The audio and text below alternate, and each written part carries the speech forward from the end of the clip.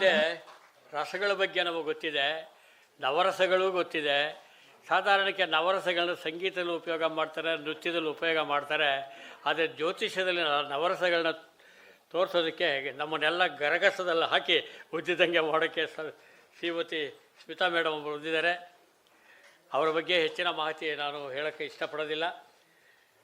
ಕೆಲವರೆಲ್ಲ ಸ್ವಯಂಭೂ ಅಂತ ಕರಿತೀವಲ್ವ, ಆ ರೀತಿಯಲ್ಲಿ ಅವರ ಜ್ಞಾನವನ್ನು ಅವರೇ ಮಾಡ್ಕೊಂಡು ಬಂದಿರುವಂಥದ್ದು.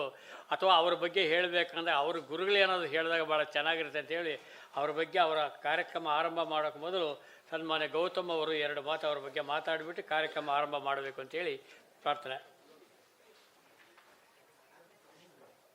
ಈಗ ಶ್ರೀಮತಿ ಸ್ಮಿತಾ ಅವರು ಅವರ ಒಂದು ಥೀಸಿಸಲ್ಲಿ ನವರಸ ಮತ್ತು ಯಾಕೆಂದರೆ ಇದರಲ್ಲಿ ಏನು ತೊಗೊಂಡಿದ್ದಾರೆ ಅಂತ ಹೇಳಿದ್ರೆ profession, artist as A profession. ಅಂದರೆ ಎಲ್ಲರೂ ಆರ್ಟಿಸ್ಟ್ ಆಗದೆ ಆಗ್ತಾರೆ. ರಸ ಇಲ್ಲದೆ ಜೀವನನೇ ಇಲ್ಲ, ನವರಸ ಇಲ್ಲದೆ ಜೀವನ ಇಲ್ಲ. ಆದರೆ ಅದು ವೃತ್ತಿ ರೂಪದಲ್ಲಿ ತೊಗೋಬೇಕಾದಾಗ ಗ್ರಹಗಳು ಎಷ್ಟು ಬಲವಾಗಿರಬೇಕು, ಅದಕ್ಕೆ ಕಾರಕ ಗ್ರಹಗಳೇನು. ಎಷ್ಟೋ ಜನ ಇಷ್ಟಪಡ್ತಾರೆ, ಒಳ್ಳೆ ಶೈನ್ ಆಗಬೇಕು, ಸಿನಿಮಾಲಿ ಹೋಗಬೇಕು, ನಾಟಕ ಆಗಬೇಕು, ಇನ್ನೊಂದು ಮಾಡ್ತಾರೆ. ಆದರೆ ಎಲ್ಲದಕ್ಕೂ ಕಾಲ ಬರೋದಿಲ್ಲ ಅಂತ ಹೇಳ್ತೀವಿ. ಕಾಲ ಅಲ್ಲ, ಗ್ರಹಗಳ ಬಲ ಬೇಕು. ಅದನ್ನು ಇವಾಗ ಎಷ್ಟು ಜನ ಕೇಳ್ತಾರೆ, ನನ್ನ ಮಕ್ಕಳು ಆರ್ಟಿಸ್ಟ್ ಆಗ್ಬೋದಾ ಅಂತೆಲ್ಲ. ಅದಕ್ಕೆಲ್ಲ ನಾವು ಹೇಳಕ್ಕೆ ಆಗೋದಿಲ್ಲ. ಎಲ್ಲರೂ ಆಗ್ತಾರೆ, ಆದರೆ ಅದು ಧನಾರ್ಜನೆ ಆಗುತ್ತಾ, ಜೀವನೋಪಾಯ ಆಗುತ್ತಾ ಗೊತ್ತಿಲ್ಲಲ್ಲ. ಅದ್ರ ಬಗ್ಗೆ ಹೇಳ್ತಾರೆ. ದಯವಿಟ್ಟು ಕೇಳಿ. ನಿಮ್ಮ ಹಸ್ತಪ್ರತಿಗಳಲ್ಲಿ ಡೀಟೇಲಾಗೆಲ್ಲ ಬಂದಿದೆ. ಇದರಲ್ಲಿ ಅವ್ರು ಏನು ಎಕ್ಸ್ಪ್ಲನೇಷನ್ ಕೊಡ್ತಾರೆ ನೋಡಿ, ರೋಚಕವಾಗಿದೆ. ನವರಸಗಳು, ನವರಸ ಜೊತೆಗೆ ನವಗ್ರಹಗಳು.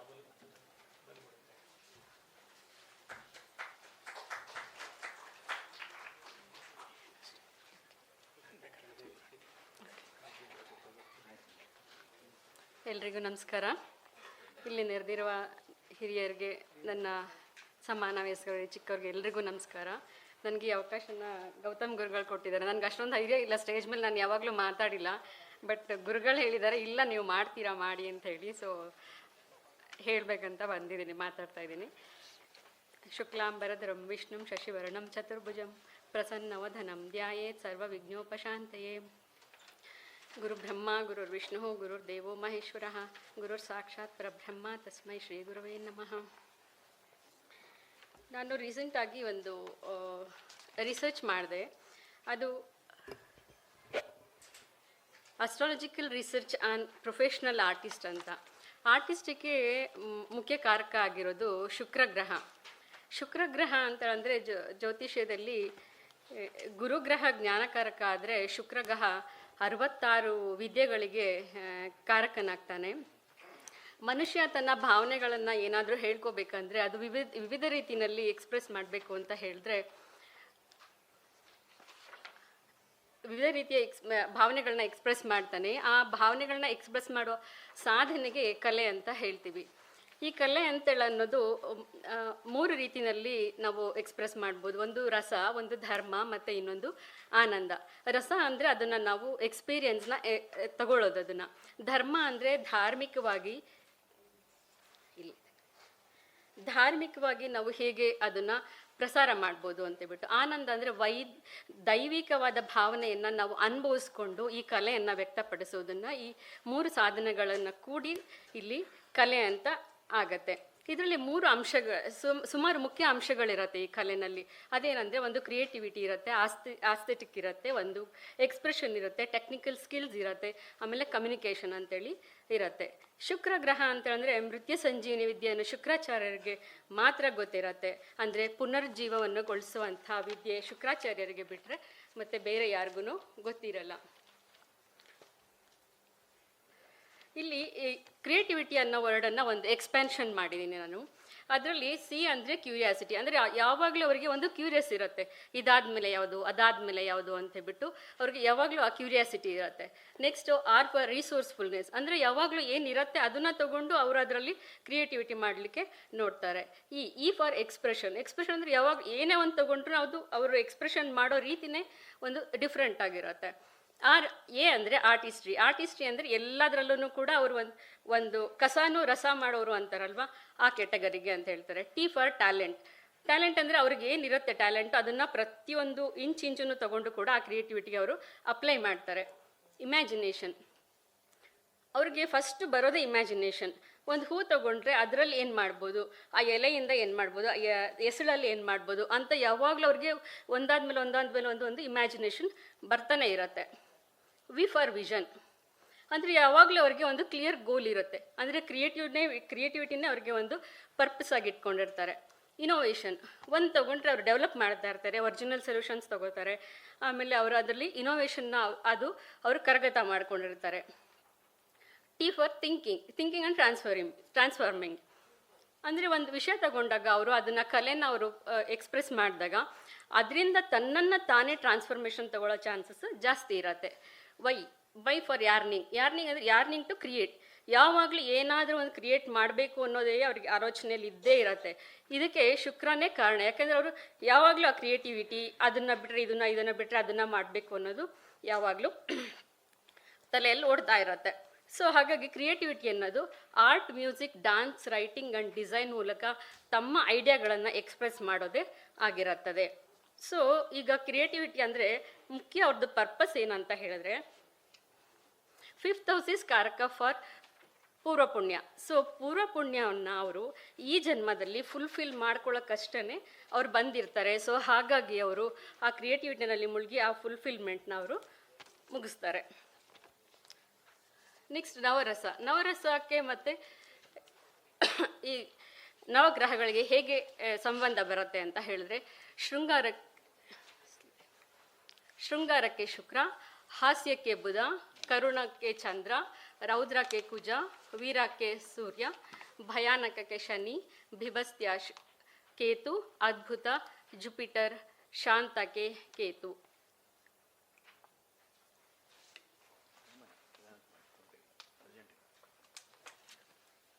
ಹೀಗೆ ನವರಸಗಳನ್ನು ಪ್ರತಿಯೊಂದು ಗ್ರಹಗಳಿಗೂ ಕನೆಕ್ಟ್ ಮಾಡಿಕೊಂಡು ಅವರು ಶುಕ್ರ ಹೇಗೆ ಅಂದರೆ, ಆ ಶೃಂಗಾರ ಅನ್ನೋದು ಶುಕ್ರನಲ್ಲ ಇದೆ. ಹಾಸ್ಯ ಅನ್ನೋದೊಂದು ಎಕ್ಸಾಂಪಲ್ ಹೇಳಬೇಕಂದ್ರೆ, ಬುಧ 3rd ಹೌಸಲ್ಲಿ ಏನಾದರೂ ಬುಧ ಇದ್ಬಿಟ್ರೆ ಅವರು ಮಾತಾಡೋದು, ಅವ್ರು ಏನೇ ಮಾತಾಡಿದ್ರು 2nd ಹೌಸ್ ಅಥವಾ 3rd ಹೌಸಲ್ಲಿ ಬುಧ ಬಂದುಬಿಟ್ರೆ ಅವರು ಮಾತಾಡೋದೆಲ್ಲ ಒಂಥರ ಹಾಸ್ಯಾಸ್ಪದವಾಗೇ ಮಾತಾಡ್ತಾರೆ. ಒಂಥರ ಕಮ್ಯುನಿಕೇಷನ್ ಅವ್ರದ್ದು ಒಂಥರ ರಫ್ ಇರಲ್ಲ, ಅದರಲ್ಲಿ ಒಂದು ಚುಟ್ಕಿ ಹೊಡೆದಾಗೆ ಮಾತಾಡ್ತಾರೆ ಅಂತ ಹೇಳ್ತಾರಲ್ವ, ಆ ಥರ ಮಾತಾಡ್ತಾ ಇರ್ತಾರೆ. Next type of art and artist. ಇದರಲ್ಲಿ ಆರ್ಟಿಸ್ಟಲ್ಲಿ 4 ಥರ ಇರುತ್ತೆ. ಒಂದು performing arts, visual arts, digital arts, literary arts. So performing arts ಅಂತ ಹೇಳಿದ್ರೆ, ಒಂದು ಆರ್ಟಿಸ್ಟ್ ಏನು ಮಾಡ್ತಾರೆ, ಅವ್ರದ್ದು ಬಾಡಿ, ವಾಯ್ಸ್ ಮತ್ತು ಮೂಮೆಂಟನ್ನು ಯೂಸ್ ಮಾಡಿಕೊಂಡು ಒಂದು ಆರ್ಟನ್ನು ಕ್ರಿಯೇಟ್ ಮಾಡ್ತಾರೆ. ಅದಕ್ಕೆ ಪರ್ಫಾರ್ಮಿಂಗ್ ಆರ್ಟ್ಸ್ ಅಂತ ಹೇಳ್ತಾರೆ. ಇದರಲ್ಲಿ ಏನೇನು ಬರುತ್ತೆ, ಡ್ಯಾನ್ಸ್ ಬರುತ್ತೆ, ಆ್ಯಕ್ಟಿಂಗ್ ಬರುತ್ತೆ, Yakshagana, stage performance, drama artist, ಹೀಗೆ ವಾಯ್ಸ್ ಬರುತ್ತೆ. ಈ ಥರ ಇದೆಲ್ಲ ಏನಾಗುತ್ತೆ, ಅವರು ಬಾಡಿಯಲ್ಲಿರೋ ಅವರು ಬಾಡಿ ಪಾರ್ಟ್ಸ್ನ ಯೂಸ್ ಮಾಡ್ಕೊಂಡು ಮಾಡಿ ಎಕ್ಸ್ಪ್ರೆಸ್ ಮಾಡುವಂಥ ಕ್ರಿಯೇಟಿವಿಟಿಗೆ ಪರ್ಫಾರ್ಮಿಂಗ್ ಆರ್ಟ್ಸ್ ಅಂತ ಹೇಳ್ತಾರೆ. ನೆಕ್ಸ್ಟು ವಿಜುವಲ್ ಆರ್ಟ್ಸ್ ಅಂತ ಹೇಳಿದ್ರೆ, ಆ ಆರ್ಟನ್ನು ನಾವು ಕಣ್ಣಲ್ಲಿ ನೋಡ್ಬೋದು, ವಿ ಕ್ಯಾನ್ ಬಿ ಸೀನ್, ಅದನ್ನು ಇಮಿಡಿಯೇಟ್ ನೋಡ್ಬೋದು. ಅದಕ್ಕೆ ಏನು ಹೇಳ್ತಾರೆ, ಅದನ್ನು ವಿಜುವಲ್ ಆರ್ಟ್ಸ್ ಅಂತ ಹೇಳ್ತಾರೆ. ಇದರಲ್ಲಿ ಪೇಂಟಿಂಗ್ ಬರುತ್ತೆ, ಡ್ರಾಯಿಂಗ್ ಬರುತ್ತೆ, ಸ್ಕಲ್ಪ್ಚರ್ ಬರುತ್ತೆ. ನಮ್ಮದು ರೀಸೆಂಟಾಗಿ ಇದು ಅಯೋಧ್ಯದಲ್ಲಿ ಶ್ರೀರಾಮ ಮೂರ್ತಿನ ಮಾಡಿದ್ರು ಮೈಸೂರವರು, ಅರುಣಯೋಗಿ ಅಂತ ಹೇಳ್ಬಿಟ್ಟು. ಅವ್ರ ಜಾತಕದಲ್ಲಿ ಮಕರ ಲಗ್ನ ಆಗಿ ಲಗ್ನಾಧಿಪತಿ ಬಂದು ಶುಕ್ರನ ಜೊತೆಗೆ ತುಲಾ ರಾಶಿಯಲ್ಲಿ ಉಚ್ಚನಾಗಿದ್ದಾನೆ. ಸೊ ಉಚ್ಚನಾಗಿದ್ದಾಗ ಏನಾಗುತ್ತೆ, ಅವರಿಗೆ ಈ ಸ್ಕಲ್ಪ್ಚರ್ಗೆ ಶನಿ ಅಂತೂ ಶುಕ್ರನ ಜೊತೆಗೆ ಬರಲೇಬೇಕು. ಯಾಕೆಂದರೆ ಅಷ್ಟು ಪೇಷನ್ಸ್ ಬೇಕು. ಪೇಷನ್ಸ್ ಬಂದಮೇಲೆ ಅದನ್ನು ಪರ್ಫೆಕ್ಟ್, ಅಂದರೆ ಶನಿ ಅಂದರೆ ಪರ್ಫೆಕ್ಟು, ಸ್ಲೋ ಆ್ಯಂಡ್ ಸ್ಟಡಿ, ತುಂಬ ನಿಧಾನವಾಗಿ ತುಂಬ ಪರ್ಫೆಕ್ಟಾಗಿ ಔಟ್ಪುಟ್ ಅಂತೂ ತುಂಬ 100% ಕರೆಕ್ಟ್ ಬರುತ್ತೆ. ಇವ್ರದ್ದೊಂದು ಎಕ್ಸಾಂಪಲ್ನ ನಾವು ವಿಜುವಲ್ ಆರ್ಟ್ಸಿಗೆ ತಗೋಬೋದು. ಆಮೇಲೆ ಅವರಿಗೆ ರಾಹು ಕೂಡ 5ನೇ ಮನೆಯಲ್ಲಿದ್ದಾರೆ. ಏನಕ್ಕೆ ಅಂದರೆ ರಾಹು ಕ್ರಿಯೇಟಿವಿಟಿನ ಸೂಚಿಸ್ತಾನೆ. ಕ್ರಿಯೇಟಿವಿಟಿನ ಸೂಚಿಸಿ 10th ಹೌಸಲ್ಲಿ ಶುಕ್ರ ಅಂದರೆ ಕ್ರಿಯೇಟಿವಿಟಿ ಎಗೈನ್ ಪ್ರೊಫೆಷನ್ ಆಗಿ, ಅಲ್ಲಿ ಶನಿ ಉಚ್ಚನಾಗಿರೋದ್ರಿಂದ ಅವರಿಗೆ ಆ ಫೀಲ್ಡಲ್ಲಿ ಅದವ್ರಿಗೆ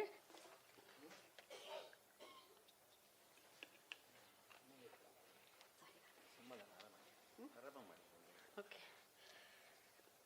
ಸೊ ಇದೊಂದು ಎಕ್ಸಾಂಪಲ್ಸ್ನ ವಿಜುವಲ್ಸ್ ಆರ್ಟ್ಸಿಗೆ ತಗೋಬೋದು. ನೆಕ್ಸ್ಟ್ ಡಿಜಿಟಲ್ ಆರ್ಟ್ಸ್ ಅಂದರೆ ಡಿಜಿಟಲ್ ಟೂಲ್ಸ್ನ, ಆಮೇಲೆ ಸಾಫ್ಟ್ವೇರ್ನ ಯೂಸ್ ಮಾಡಿ ಮಾಡುವಂಥ ಆರ್ಟಿಗೆ ಏನು ಹೇಳ್ತೀವಿ, ಡಿಜಿಟಲ್ ಆರ್ಟ್ಸ್ ಅಂತ ಹೇಳ್ತೀವಿ. ಇದರಲ್ಲಿ ಏನೇನು ಯೂಸ್ ಮಾಡ್ತಾರೆ, ಪ್ರೀಮಿಯರ್ ಪ್ರೋ ಯೂಸ್ ಮಾಡ್ಬೋದು, ಕಣ್ವ ಯೂಸ್ ಮಾಡ್ಬೋದು, ಮಾಯಾ, ಬ್ಲೆಂಡರ್, ಫೋಟೋಶಾಪ್, ಈ ಥರ ಎಲ್ಲ ಯೂಸ್ ಮಾಡಿ ಒಂದು ಕ್ರಿಯೇಟಿವಿಟಿನ ಹೊರಗೆ ತರ್ತಾರೆ. ಅದು ಎಕ್ಸಾಂಪಲ್ಸ್ ಅಂತ ಹೇಳಿದ್ರೆ 2D 3D animations, painting, 3D painting, ಇದೆಲ್ಲ ಡಿಜಿಟಲ್ ಆರ್ಟಲ್ಲಿ ಬರುತ್ತೆ.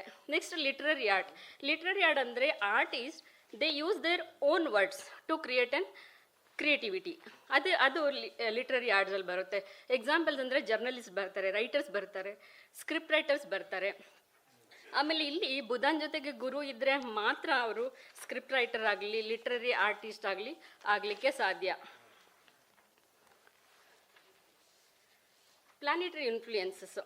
ಶುಕ್ರ ಏನೋ ಈ ರೆಪ್ರೆಸೆಂಟ್ಸ್ ಬ್ಯೂಟಿ ಮತ್ತು ಆರ್ಟನ್ನು ರೆಪ್ರೆಸೆಂಟ್ ಮಾಡ್ತಾನೆ. ಇವನು ಪ್ರೈಮರಿ ಕಾರಕ ಫಾರ್ ಆರ್ಟ್ ಶುಕ್ರ. ಚಂದ್ರ ಮನಸ್ಸೋ ಜಾಯತ, ಅವನು ಎಮೋಷನ್ಸ್ನಿಗೆ ರೆಪ್ರೆಸೆಂಟ್ ಮಾಡ್ತಾನೆ.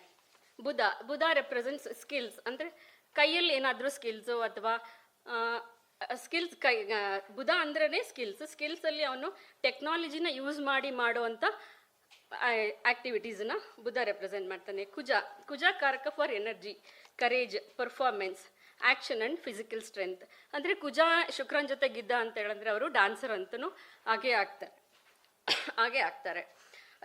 ರಾಹು ರೆಪ್ರೆಸೆಂಟ್ಸ್ ಏನು ಮಾಡ್ತಾನೆ, ಮಾಡರ್ನ್ ಸಿನಿಮಾ, ಆಮೇಲೆ ಮಾಡರ್ನ್ ಕ್ರಿಯೇಟಿವಿಟಿ, ಸಿನಿಮಾ ಎಲ್ಲ ರಾಹು ರೆಪ್ರೆಸೆಂಟ್ ಮಾಡ್ತಾನೆ. ನೆಕ್ಸ್ಟ್ ನಕ್ಷತ್ರ ಹೇಗೆ ಇನ್ಫ್ಲೂಯೆನ್ಸ್ ಆಗುತ್ತೆ ಅಂತ ಹೇಳಿದ್ರೆ, ಶುಕ್ರ ಈಸ್ ನ್ಯಾಚುರಲ್ ಕಾರಕ ಆ್ಯಂಡ್ ಶುಕ್ರ ರೂಲ್ಡ್ ನಕ್ಷತ್ರ ಭರಣಿ, ಪೂರ್ವ ಪಾಲ್ಗುಣಿ ಆ್ಯಂಡ್ ಪೂರ್ವಾಷಾಢ. ಇದಲ್ದಲ್ಲೇ ಬೇರೆ ನಕ್ಷತ್ರಗಳು ಕೂಡ ಆರ್ಟ್ ಫೀಲ್ಡ್ಗೆ ಹೆಲ್ಪ್ ಮಾಡುತ್ತೆ. ಒಂದು ರೋಹಿಣಿ ಅಂದ್ರೆ ಬ್ಯೂಟಿ, ಅವನು ಚಂದ್ರ ರೂಲ್ ಮಾಡೋದ್ರಿಂದ emotions, softness, attractiveness, grace and nurturing. It's very pleasant and most beautiful nakshatra among all.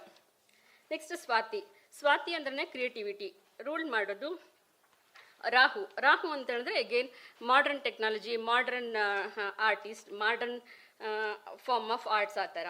Next ಹಸ್ತ ಅಂದರೆ ರೂಲ್ಡ್ ಬೈ ಅಗೇನ್ ಚಂದ್ರ. ಹಸ್ತ ಅಂದರೆ ಕೈಯಲ್ಲಿ ಏನೇನು ಅವರು ಆರ್ಟ್ ಮಾಡ್ಬೋದು, ಕೈಯಿಂದ ಏನೇನು ಅವರು ಆ್ಯಕ್ಟಿವಿಟಿನ ಆರ್ಟಿಸ್ಟ್ ಆಗಿ ಮಾಡ್ಬೋದು, ಅದನ್ನ ಎಲ್ಲ ಮಾಡ್ತಾರೆ.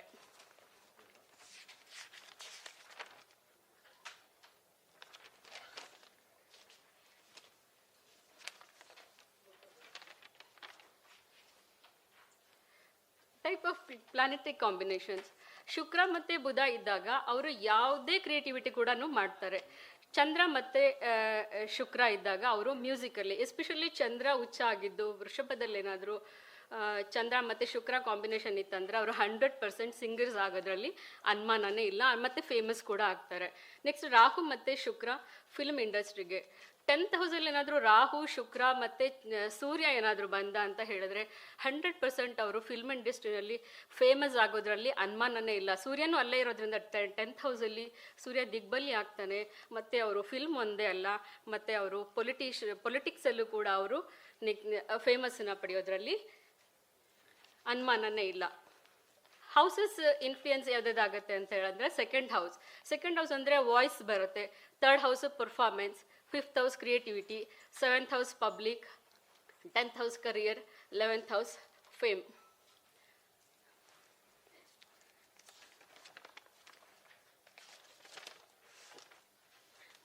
ಪ್ಲಾನೆಟ್ಸು ಯಾವ್ಯಾವ ಹೌಸಲ್ಲಿ ಇದ್ದರೆ ಏನೇನೋ ಯಾವುದಾದ್ರು ಆರ್ಟಿಸ್ಟ್ ಆಗ್ಬೋದು ಅನ್ನೋದನ್ನ ಹೇಳ್ತೀನಿ ನಾನು ಇವಾಗ.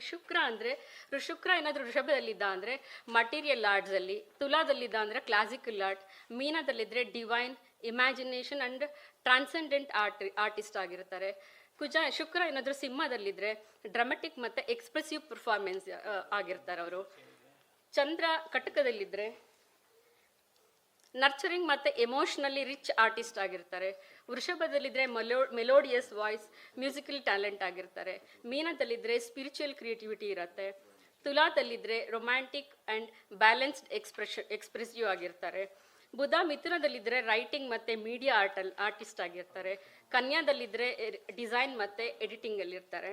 ತುಲಾದಲ್ಲಿದ್ದರೆ aesthetic, communication and diplomacy in art ಆಗಿರ್ತಾರೆ.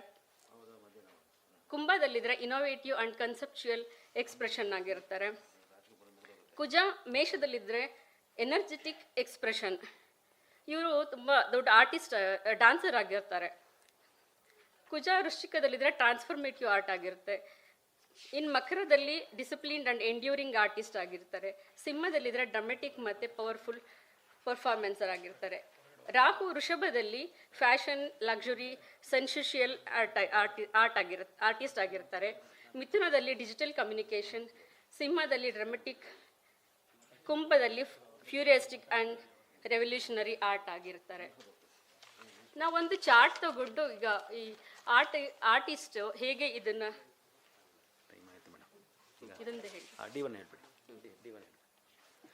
ಒಂದು ಚಾರ್ಟ್ ತಗೊಂಡಿದ್ದೀನಿ. ಇವರು ತುಲಾ ಲಗ್ನ, ಲಗ್ನಾಧಿಪತಿ ಶುಕ್ರ 10ನೇ ಮನೆಯಲ್ಲಿದ್ದಾನೆ.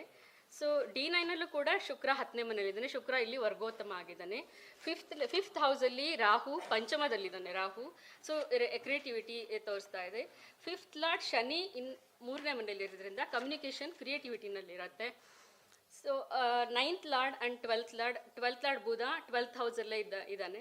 9th ಲಾರ್ಡ್ 12th ಹೌಸಿಗೆ ಬಂದಿರೋದ್ರಿಂದ ಸೊ ಇವರು ಫಾರಿನ್ ಲ್ಯಾಂಡಲ್ಲಿ ಸೆಟಲ್ ಆಗಿದ್ದಾರೆ. ಅದು ಬುಧ ದಶ ಸ್ಟಾರ್ಟ್ ಆದಾಗ.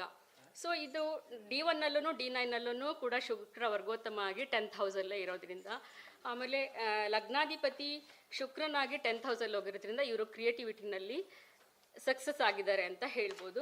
12th ಹೌಸಲ್ಲೇ ಇದ್ದು ಉಚ್ಚನಾಗಿರೋದ್ರಿಂದ ಅವರು ಫಾರಿನ್ ಲ್ಯಾಂಡ್, ಅದು ಬುಧ ದಶ ಸ್ಟಾರ್ಟ್ ಆದಾಗ ಫಾರಿನ್ ಲ್ಯಾಂಡಲ್ಲಿ ಸೆಟ್ಲ್ ಆಗಿ ಸೊ ಫೇಮಸ್ ಆರ್ಟಿಸ್ಟ್ ಆಗಿದ್ದಾರೆ. ಸೊ ಇಷ್ಟು ಹೇಳಕ್ಕೆ ಅವಕಾಶ ಕೊಟ್ಟಂಥ ಗುರುಗಳಿಗೆ ಧನ್ಯವಾದನ ಹೇಳ್ತೀನಿ. ಗುರುಭ್ಯೋ ನಮಃ. ಹರಿ ಓಂ. ಮಾತಾಡೋಕ್ಕೆ ಇನ್ನು ತುಂಬ ಇತ್ತು ವಿಷಯಗಳು. ಅದನ್ನು ನಿಮ್ಮ ಹಸ್ತಪ್ರತಿಯಲ್ಲಿ ನೋಡ್ಕೋಬಹುದು. ಭಾಳ ಚೆನ್ನಾಗಿ ಅದನ್ನು ವಿಶ್ಲೇಷಣಾತ್ಮಕವಾಗಿ ವಿಂಗಡಣೆ ಮಾಡಿ ಅದನ್ನು ಮುಂಚೆ ಹೇಳಿದ ಅದೇ ನಿಟ್ಟಿನಲ್ಲೇ ಷಡ್ಬಲ, ನಕ್ಷತ್ರ, ದಶಮಾಂಶ, ನವಾಂಶ, ರಾಶಿ ಚಾರ್ಟು ಇದರಲ್ಲೆಲ್ಲ ಭಾಳ ಚೆನ್ನಾಗಿ ಮಾಡಿದ್ದಾರೆ.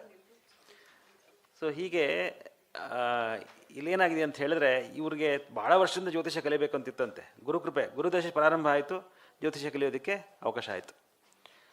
ಭಾಳ ನಿಷ್ಠೆಯಿಂದ ಹಗಲು ರಾತ್ರಿ ಮಾಡಿದ್ದಾರೆ ರಿಸರ್ಚ್ ವರ್ಕ್. ಹಗಲು ರಾತ್ರಿ 12 ಗಂಟೆಗೆ ಮೆಸೇಜ್ ಮಾಡ್ತಾರೆ ಏನಾಯಿತು ಅಂತ. ಆ ಥರ ನಿದ್ದೆ ಬರಬಾರ್ದು. ನಿಜವಾದ ಒಂದು ಕಲಿಕೆ ಬಂದಾಗ ತಲೆ ದಿಂಬಿಗಿಡ್ತಿದ್ದಂಗೆ ಏನೋ ಒಂದು ಬರಬೇಕು ವಿಚಾರ. ಹಾಗೆ ಆ ಶ್ರದ್ಧಾವಿಶ್ವಾಸಗಳು ಬಹಳ ಮುಖ್ಯ. ಭಾಳ ಚೆನ್ನಾಗಿ ಅದನ್ನು ಹೇಳಿದ್ದಾರೆ. ಮುಂದಿನ ಕಾರ್ಯಕ್ರಮ ಗುರುಗಳು ಹೇಳ್ತಾರೆ. ಸ್ಮಿತಾ ಮೇಡಮು ವೇದಿಕೆ ಬೇಕು, ಇದೇ ಫಸ್ಟ್ ಟೈಮ್ ನಾನು ವೇದಿಕೆ ಹಂಚ್ಕೋತಾ ಇರೋದು. ಮಾತಾಡೋಕ್ಕೆ ಭಯ ಆಗುತ್ತೆ ಗುರುವೇ ಅಂದರು. ನಾವು ಒಂದು ಸಿಂಪಲ್ಲಾಗಿ ಒಂದು ಲಾಜಿಕ್ ಹೇಳ್ಕೊಟ್ಟೆ. ಮುಂದೆ ಯಾರೂ ಇಲ್ಲ ಅಂತ ಅಂದ್ಕೊಂಬಿಡಿ, ಮುಂದೆ ಯಾರೂ ಇಲ್ಲ ಅಂತ ಅಂದ್ಕೊಂಬಿಟ್ಟು ಮುಂದೆ ಒಂದು ಕನ್ನಡಿ ಇದೆ ಅಂತ ಅಂದ್ಕೊಂಡು ಕನ್ನಡಿ ಮುಂದೆ ನೀವೇ ಮಾತಾಡ್ತೀವಿ ಅಂತ ಮಾತಾಡಿ ಧೈರ್ಯ ಬಂದ್ಬಿಡುತ್ತೆ ಅಂತ. ಇಷ್ಟೇ ಲಾಜಿಕ್ ಅದರಲ್ಲಿ.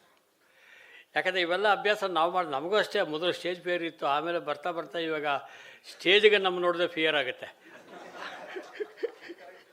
ಏನು ಗುರುಗಳೇ? ಸೊ ಹಾಗಾಗಿ ನಮ್ಮನ್ನು ನಾವೇ ನೋಡಿದಾಗ ಭಯ ಪಡ್ತೀವಿ. ಶಾಸ್ತ್ರಗಳಲ್ಲಿ ಹೇಳ್ತೇವೆ, ಬೆಳಗ್ಗೆ ಎದ್ದ ತಕ್ಷಣ ನೀವು ಏನು ನೋಡ್ಬೋದು, ಕೈ ನೋಡ್ಕೊಳ್ಳಿ, ಕರಾಗ್ರೆ ವಸತೆಯ ಲಕ್ಷ್ಮಿ ಅಂತ ನಿಮ್ಮ ಪ್ರತಿಬಿಂಬ ಕೈಯಲ್ಲಿ ಕಾಣಿಸುತ್ತೆ. ನೆಕ್ಸ್ಟ್ ಹೋಗಿ ನೀವು ಸ್ಟ್ರೈಟಾಗಿ ಹೋಗ್ಬಿಟ್ಟು ನಿಮ್ಮ ಕನ್ನಡಿಯನ್ನು ನೀವು ನೋಡ್ಕೊಳ್ಳಿ, ನಿಮ್ಮ ಮುಖ, ನಿಮ್ಮ ಕನ್ನಡ ನೋಡ್ಕೊಳ್ಳಿ, ನಿಮ್ಮಲ್ಲಿ ಭಯ ಹೋಗುತ್ತೆ. ಅದರಲ್ಲಿ ಹಣೆ ಬರಹ ಅಂತ ಕರಿತೀವಲ್ವ, ಹಣೆ ಬರಹ ಅನ್ನೋದು ಪ್ರತಿನಿತ್ಯವೂ ಹಣೆ ಬರಹ ಬದಲಾವಣೆವಾಗ್ತಾ ಹೋಗುತ್ತೆ. ಇದು ನನಗೆ ಟೈಮ್ ಸಿಕ್ಕಿದಾಗ ಅದಕ್ಕೊಂದು ದೊಡ್ಡ ಪದ್ಮಪುರಾಣದಲ್ಲಿ ಹೇಳಿರೋಂಥ ಒಂದು ಕಥೆಯನ್ನು ಹೇಳ್ತೀನಿ ನಿಧಾನಕ್ಕೆ, ಬಟ್ ಈಗ ಸಮಯ ಬೇಡ. ತಾವು ಅದ್ಭುತವಾದಂಥ, ಯಾವಾಗ ನಾನು ಆವಾಗಲೇ ಷೋಡಶ ವರ್ಗ ಅಂತ ಹೇಳಿದ್ನಲ್ವ, ಷಡ್ವರ್ಗಗಳನ್ನ ಉಪಯೋಗ ಮಾಡಿ ಯಾರು ಒಂದು ಪ್ರೆಸೆಂಟೇಷನ್ ಮಾಡ್ತಾರೆ ಅದರಲ್ಲಿ ಸತ್ಯ ಅಡಗಿದೆ. ನಾನು ಹೇಳಬಾರ್ದು. ಮೊನ್ನೆ ಒಬ್ಬರು ಒಂದು ವಿದ್ಯಾಭ್ಯಾಸದ ಬಗ್ಗೆ ಒಂದು ಪುಸ್ತಕ ಬಿಡುಗಡೆ ಮಾಡಿದ್ರು. ಅದರಲ್ಲಿ ಆ ಪುಸ್ತಕ ಓದ್ಬಿಟ್ಟು ನಾನು ಹೇಳಿದೆ ತುಂಬ ಚೆನ್ನಾಗಿ ಬರೆದಿದ್ದೀರಾ ಅಂತಂದೆ, ಅಪ್ರಿಷಿಯೇಷನ್ ಮಾಡಿದೆ. ಕಾರಣ ಏನಂತಂದಾಗ ಬರ್ತ್ ಟೈಮ್ ರೆಕ್ಟಿಫಿಕೇಷನ್ ಅನ್ನೋದು ಅದರಲ್ಲಿ ಕೊಟ್ಟಿದ್ದಾರೆ ಅವರು. ಅಂದರೆ D1 ಚಾರ್ಟ್ಗೂ ಸಂಬಂಧ ತಗೊಂಡು D24ಗೆ ಲಿಂಕ್ ಮಾಡಿ ಬರ್ತ್ ರೆಕ್ಟಿಫಿಕೇಷನ್ ಹೇಗೆ ಮಾಡ್ಬೋದು ಅನ್ನೋದನ್ನು ಒಂದೇ ಒಂದು ಪದ ಉಪಯೋಗ ಮಾಡಿದಾರಲ್ಲ, ಅದನ್ನು ನೋಡಿದಾಗಲೇ ಗೊತ್ತಾಗುತ್ತೆ ಅವರಿಗೆ ಎಷ್ಟು ಮಟ್ಟಿಗೆ ರಿಸರ್ಚ್ ಮಾಡಿರಬೇಕು ಅಂತ. ಇಡೀ ಅನ್ನ ಕಲಿಸಿ ನೋಡಿ ಮಾಡೋಂತಾಗಲಿ ಒಂದು ಕಾಳು ಹೆಂಗೆ ನೋಡ್ತೀವೋ ಜ್ಯೋತಿಷದಲ್ಲಿ ಅಂಥದ್ದನ್ನು ಅಬ್ಸರ್ವ್ ಮಾಡಬೇಕು ಅಂತೀವಿ. ಆ ಪುಸ್ತಕ ಭಾಳ ಚೆನ್ನಾಗಿ ತುಂಬ ಚೆನ್ನಾಗಿ ಬಂದಿದೆ. ಆ ರೀತಿ ಬರೆಯುವಂಥವ್ರ ಪುಸ್ತಕಗಳಿದ್ದಾಗ ಅವ್ರಿಗೆಲ್ಲರಿಗೂ ನಾನು ವಂದನೆಗಳು ಮಾಡ್ತೀನಿ.